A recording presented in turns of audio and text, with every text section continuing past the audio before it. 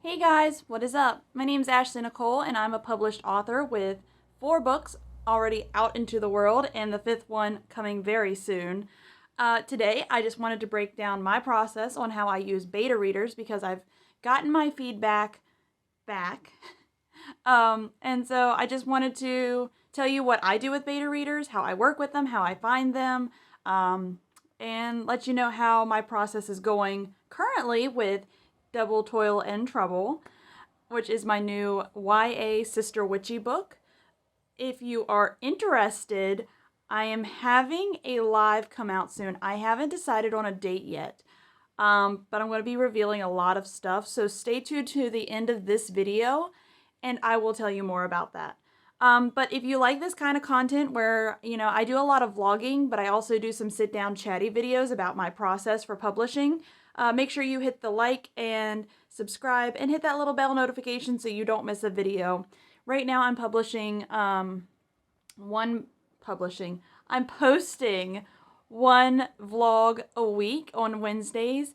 In the future, that may change to 2 a week. We'll see how my schedule goes, especially whenever I start actually releasing a couple more books this year. But anyway, without further ado, let's hop into it.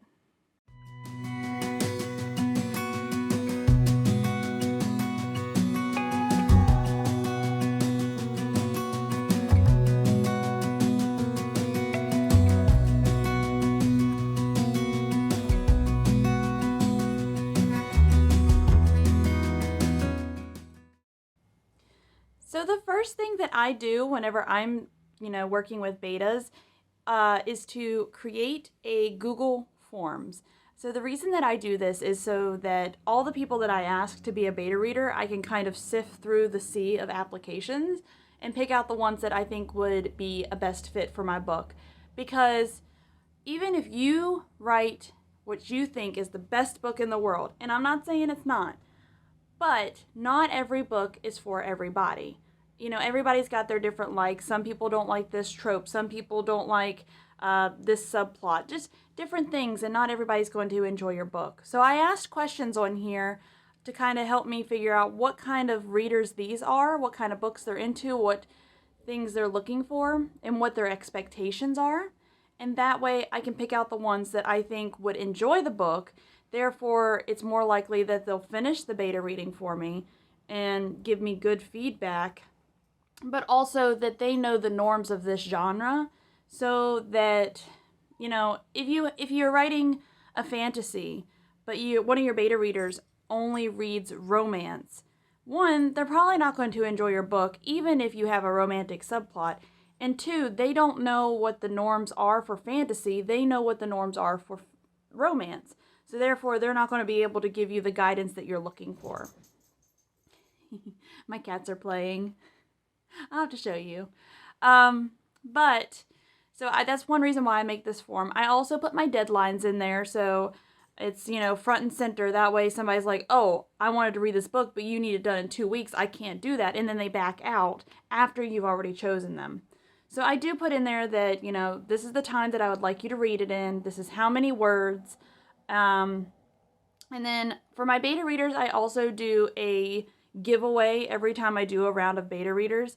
So all of the beta readers who leave me feedback and help make the book better, I just put them in a drawing, and one of them wins a paperback whenever the book is published. So something simple, but it just a little more motivation for them to get through to the end. Anyway, so I'm going to go down through and show you what I have in my form, and then I can also talk to you about other things that I've seen in other forms as well. Okay, so I have the form pulled up. At the top here, it says that I have 10 responses. I actually had like 23 or 24, I believe, but I just kept the responses for the betas that I actually chose to work with, just so I could have all their info in one spot versus having to sift through the 23 to find the 10 that I used. But I gave a little description about the book. Like I said, I kind of gave like a word count, a deadline, that sort of thing. I asked for their name and their email. This is just so that I could get a hold of them if I need to. Plus, I have to have their email because I send all my betas to a Google Doc, which you need their email to do. I also asked if they beta read before. It's not necessarily a instant reject if they haven't beta read before. I do have some new people who this is their first time. Because, I mean, one, you got to start somewhere, and I don't mind a fresh beta reader reading for me because they can also provide insight even if they're not experienced. But it is nice to know if they have beta read, especially if they've beta read for me before, which I do keep a running list of my favorite beta readers, and I make sure to ask them before asking, everybody else, just so I can get the ones that I like that I know do well. I also ask what genres they typically read. This is, like I said before, just to kind of make sure that they're going to enjoy the book before they start. I do like to ask what kind of skills they have as a reader. This meaning, like, are they good at picking out grammatical errors? Are they good at spying plot holes? And it's not something necessary. Beta readers are meant to help you make your book better. But also, it's just really nice to have somebody who is just a big reader. They love reading books, and having them read it and be like, this was so good, because if you have somebody who devours books, like I'm talking like reads, 100+ books a year, they've seen it all, they've read it all. But if you can get somebody like that to read your book and they still enjoy it, I feel like that's a win. Just because not any book is original, but to still get their attention after they've read so many books, I don't know. It's just a good feeling. I was asking my betas to provide feedback in 2 weeks, so I just made sure that they could do that even though I had the deadline. I also like to find out where they heard about the beta reader sign up because I blast it. Like anytime I'm looking for beta readers, I put it everywhere to get the biggest pool that I can. And then I also like to ask why they want to read this book. And I got a lot of like mixed answers on this. Like some people were like, I just really love reading. Some people, they were like, the premise drew me in, which that is something good to note, just because I don't have my book description finalized yet. But just to know that the description that I gave the betas pulled them in enough to make them want to read, then I know there's some elements in there that I need to put into the book blurb because it worked. But yes, I did. And then some people were like, I just want to help my fellow authors, which is really nice. And I really, truly appreciate that. And I also try to beta read to help out other people as well. But I also would like there to be a little more reasoning just to make you stand out. Like, why specifically this book? Why specifically me? Something like that. Now, other questions that I've seen, people ask, like, do you like different tropes and other questions like that, which are good. I just kept this like short and simple just to get the most responses that I could. And like I said, I had like 23 or 24. Typically, I shoot to have about 10 readers. Usually at least 2 of them drop out for, it could be they not enjoying the story, or it could even be, life just got busy and I don't have time. I'm very understanding, obviously. But I feel like that's a good number for me to not feel overwhelmed. So this is step 1 of how I pick my betas. So my next step with working with beta readers after I've created the Google form is to share it everywhere. I put it everywhere. I ask previous beta readers that I've enjoyed working with. I send it out to my newsletter. I put it on all of my social medias, which currently right now I'm on Facebook, Instagram, TikTok, and YouTube. I have dropped Twitter. I believe I talked about that in a different vlog. I have a bunch of writing discords that I'm involved in, especially through Patreon. Different writers have discords, and I just like creeping around in those a little bit. I share on all of those. let's see. I feel like I'm probably forgetting something. I did share it in a YouTube vlog, and then I also put it in my communities tab. I feel like that's all the places I shared it. I don't know. But literally, I was reaching thousands of people. And I know saying that, but then also only getting 23 responses seems kind of, I don't know, like, I don't want to say like defeating. That's like too harsh. But I also was really, trying to get people that I knew would like it. So I was really pushing like what the book was about. And then I was also being very upfront that I needed feedback in 2 weeks.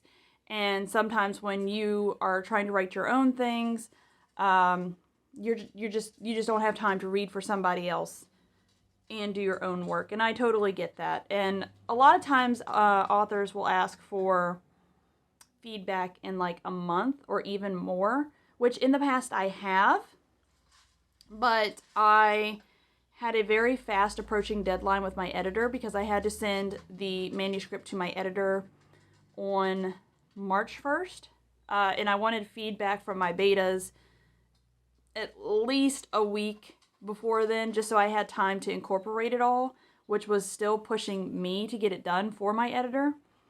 But I have to book my editor like several months in advance, and I just let myself get behind with my own writing, my own edits, and therefore I was putting myself on a really tight deadline, which, again, it's my own fault. I'm just a busy person. And sometimes writing gets put on the back burner. But I did get it all done, did get what I needed done, so it did go off to my editor. I actually should be getting it back from my editor pretty soon, and I'm really excited. Like I said, I have some ideas. I don't want to set a concrete publishing date until I get my edits back and see what kind of work I have to do. But I am shooting to publish this book in May. So at the end of this video, I'll talk about that more exciting stuff. Stay on topic. So, like I said, I share everywhere and get all the responses.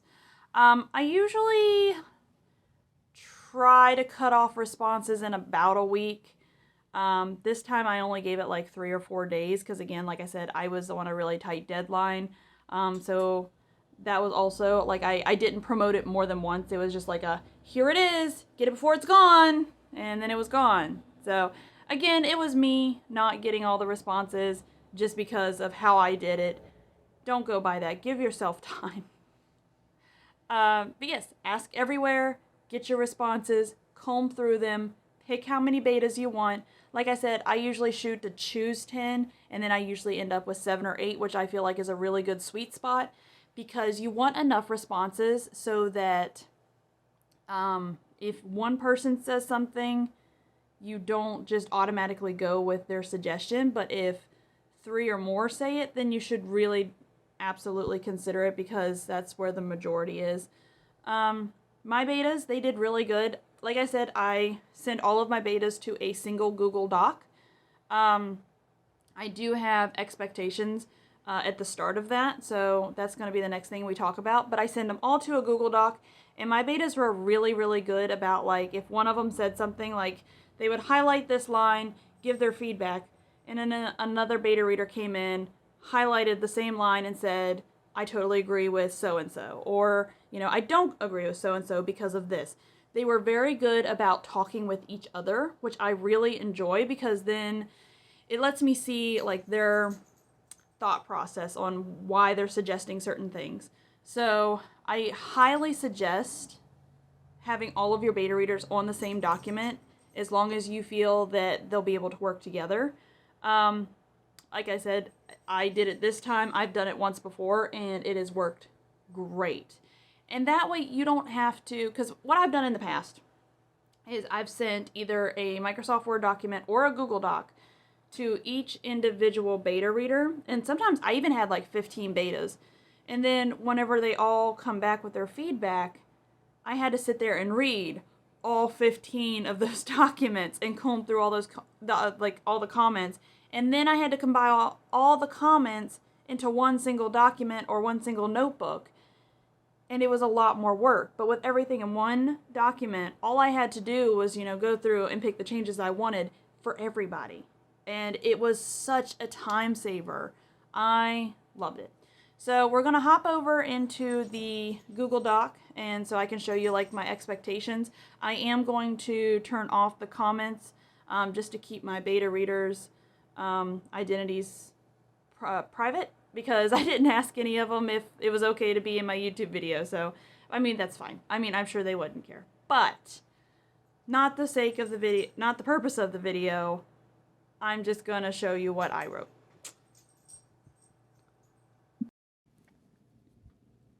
Okay, so I got my Google Doc pulled up. So, like I said, I usually just have an opening page or two. Just, first off, I thank the beta readers because they are giving me their time to comb through this manuscript.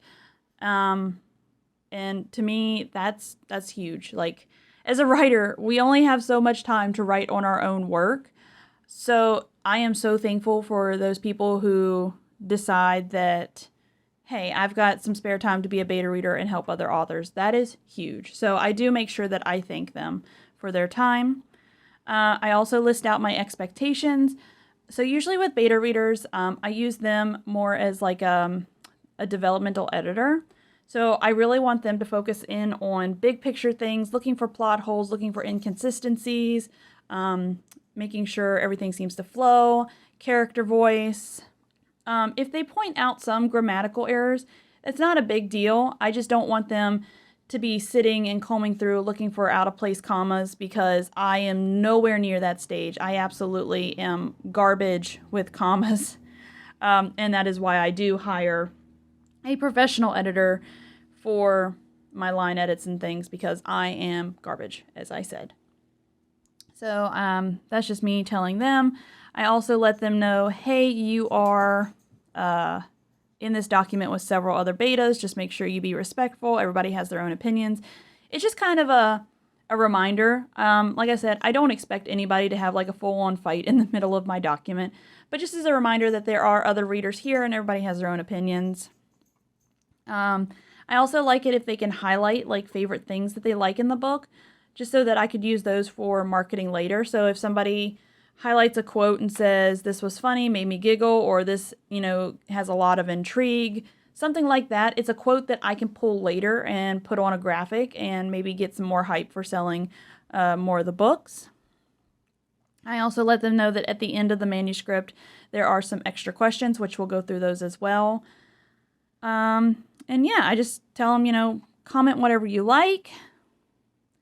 And, I let them know if at any time they feel like they need to stop reading, if life gets in the way or if the book's not interesting to them, just to let me know. I try to be as I am as understanding as I can be, but I try to let them know that I am understanding, I guess is what I'm trying to say. Let's see, what else do I have in here? Again, I went back to thanking them again because, like I said, it is a big deal.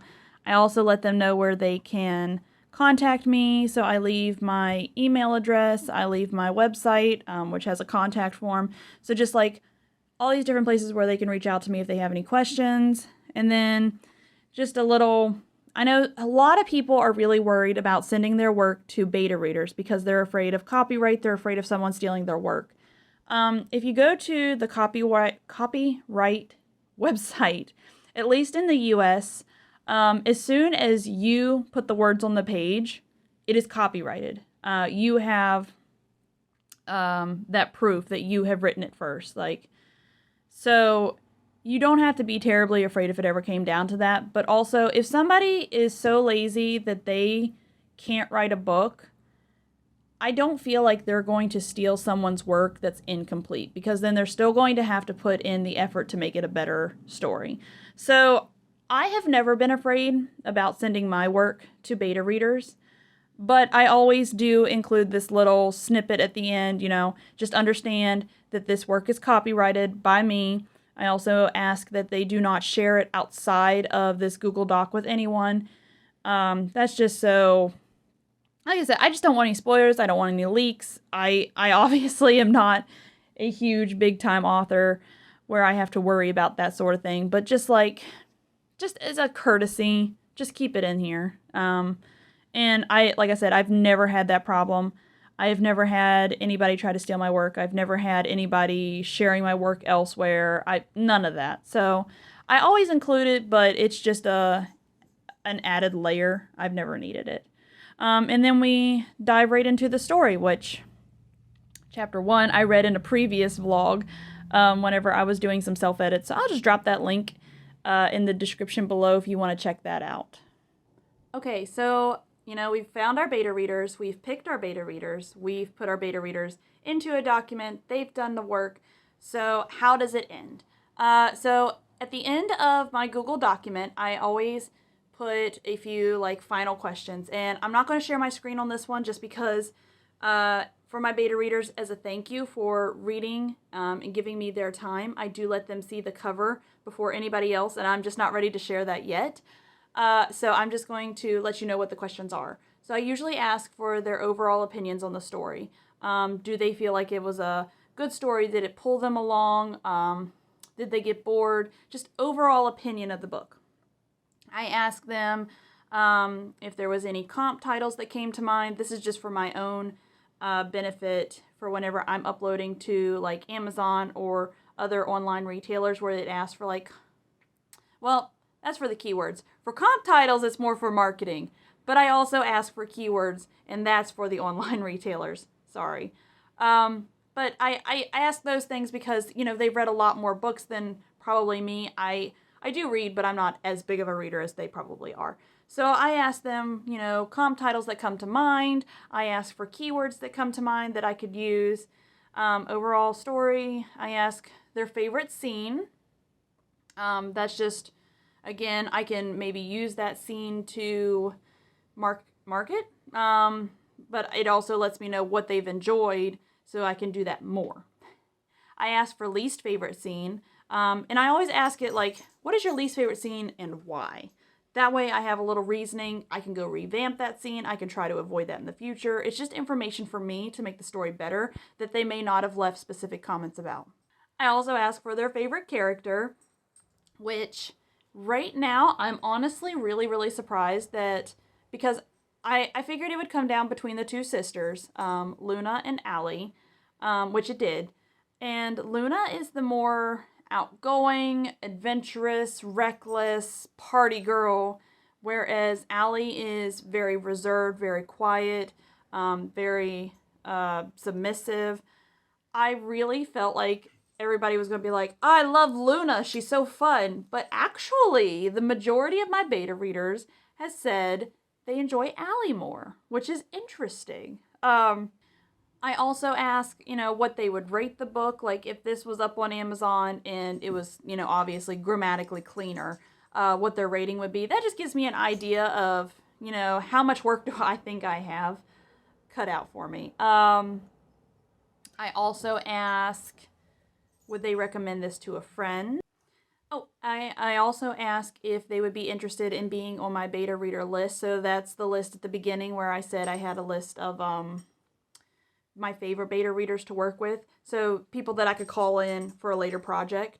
So I ask if they would want to be on that list. I ask if they want to be on my email, my newsletter list, because I have their emails already, but I don't sign them up unless I ask them, obviously, because that's the right thing to do. Anyway, so then that's all my questions, and at the very end I'm like, here's the cover, thank you so much.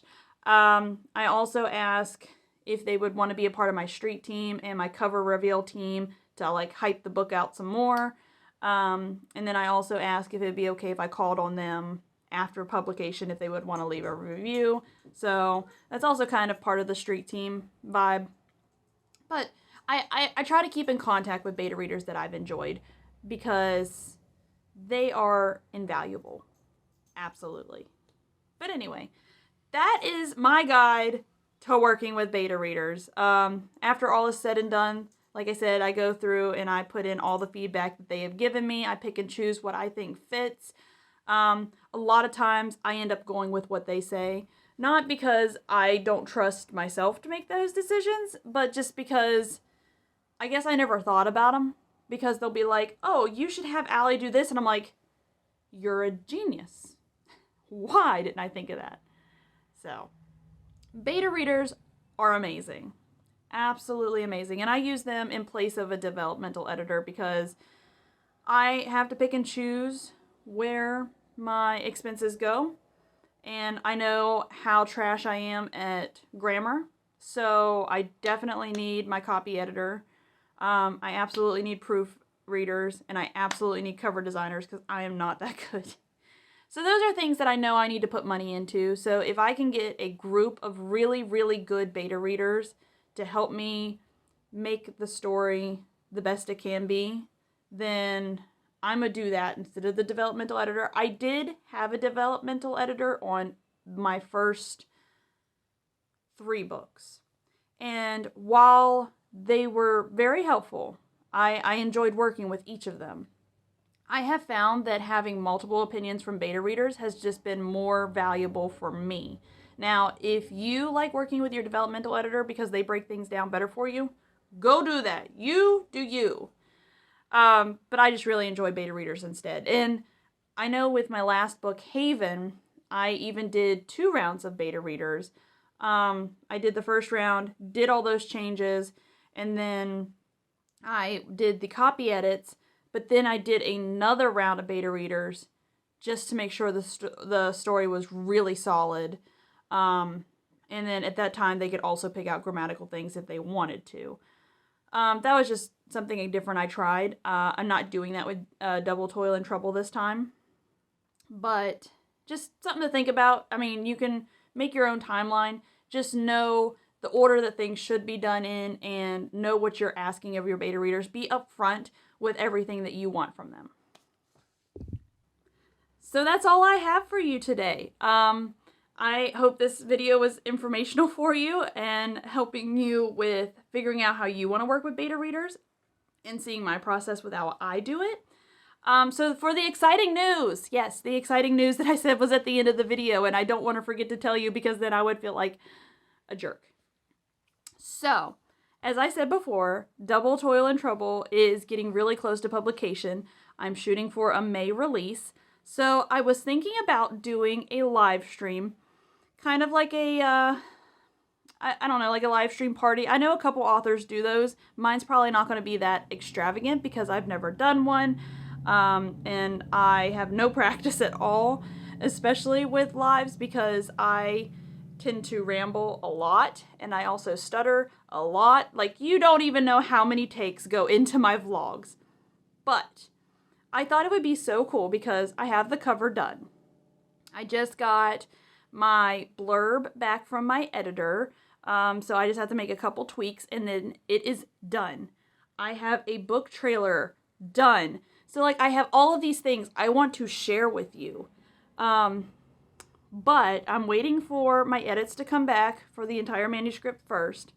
I'm going to set a concrete publishing date, which is really scary. But because I'll have to make a video about what happened with my Haven release. But it essentially had all of my pre-orders canceled and it set me back, I want to say like 6 months. It was bad. Like, Amazon and we got into a fight. But, so I'm really, really nervous about setting a publication date for Double Toil and Trouble, but I know I just need to get over it and do it. That way I can set up my pre-orders, which I do have the paperback live for pre-order on my website. I just haven't advertised it yet because, like I said, I don't have a specific date. I just went ahead and made the product page. But anyway, see, rambling. I have all of those things I want to share with you. As soon as I get my edits back from my editor, then I am going to set a publication date. I'm going to put up pre-orders on Amazon and my website for sure. And then I want to have this live where I share all of those things with you. I think it would be so fun. And I could also probably do a giveaway. I don't know. I'll have to go watch some other authors and see what they do because I think it would be really fun. So yes, that is the plan. I don't know when, sometime in April, there is going to be a live coming where I share all of those things with you. So I hope you make sure you stick around. Hit the subscribe and the bell button. That way when I do go live, because I can't guarantee it's going to be on Wednesday because I don't know. But when I do go live, you'll get notified, and then you can show up and you can see all of the things I want to share with you. You can be a part of the live stream with me, and there will be a giveaway, and I'm just so excited. I'm just so excited. Also, I'm going to show you my cats, and then I'm going to get out of here, and I will see you next week. What are you guys doing? Hi, baby. What are you? What is him doing? Are you being crazy? Yeah. Are you being... Hi. Are you being crazy? I think you both are. Being super crazy. You've been running around the entire video. Yeah? Gotta get all that energy out somehow, huh? Yeah. You're a good girl. What's he doing? What's he doing? Good job, guys. Way to make a cameo into the vlog about beta readers. Want a toy? Is that the one you want? You want a ball?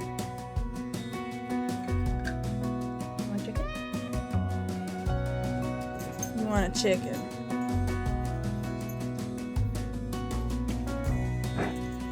Oh Lord. Yeah?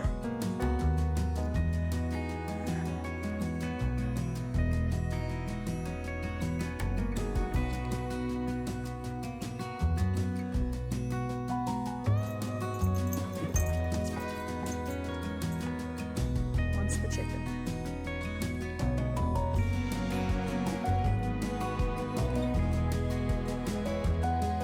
You don't want no chickens. You just want pets.